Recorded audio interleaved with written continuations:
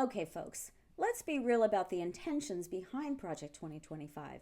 The right-wing roadmap for destroying America as we know it and installing a white nationalist Christian theocracy centered around an autocratic monopoly on power for the president. The goal of Project 2025 is to eliminate what they call the totalitarian cult known today as the Great Awakening.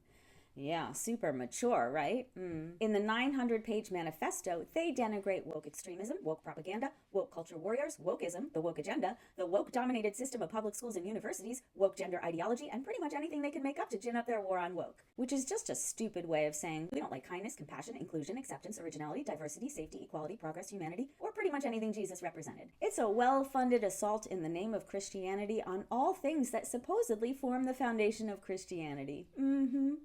This isn't a plan with a vision.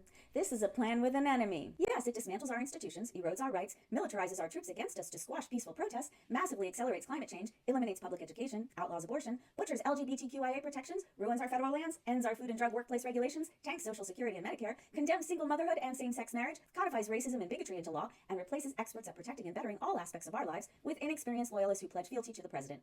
Yeah, it does those unthinkable things and many more. But really the intent behind it is punishment. This is a collective revenge fantasy.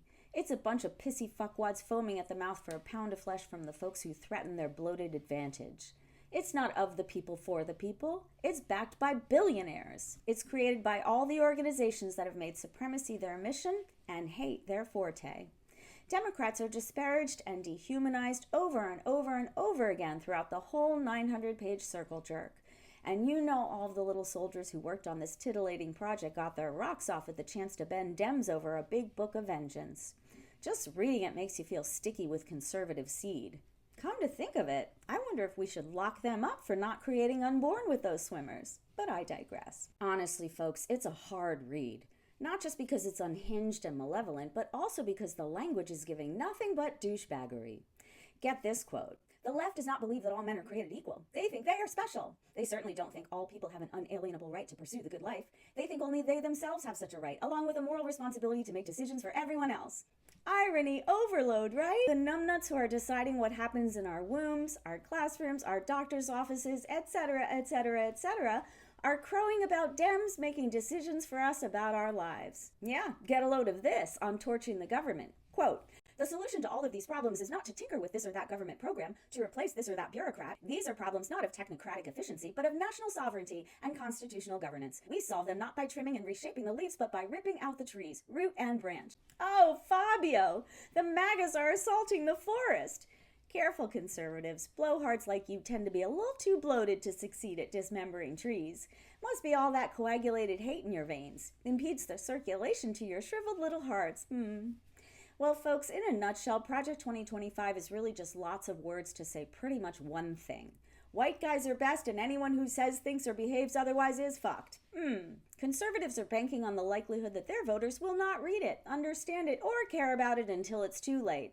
So we're going to need to act as bullhorns and spread the word every chance we get, no matter how uncomfortable it is. We've got to tell Republican voters how stupid they will be made to feel if they deny Project 2025 without even Googling it, and how pathetic they will feel if they find themselves living in a hellscape because they were too lazy to read it. We've got to remind them that they are marching into a deja vu of history's darkest time, when a short mustached monster dehumanized a chosen enemy and mobilized a blindly allegiant faction of mini-monsters to carry out atrocities on them. All the warning signs are blaring, folks. Start speaking up. Like, share, and comment on Project 2025 videos. Be the squeaky wheel even when it's hard.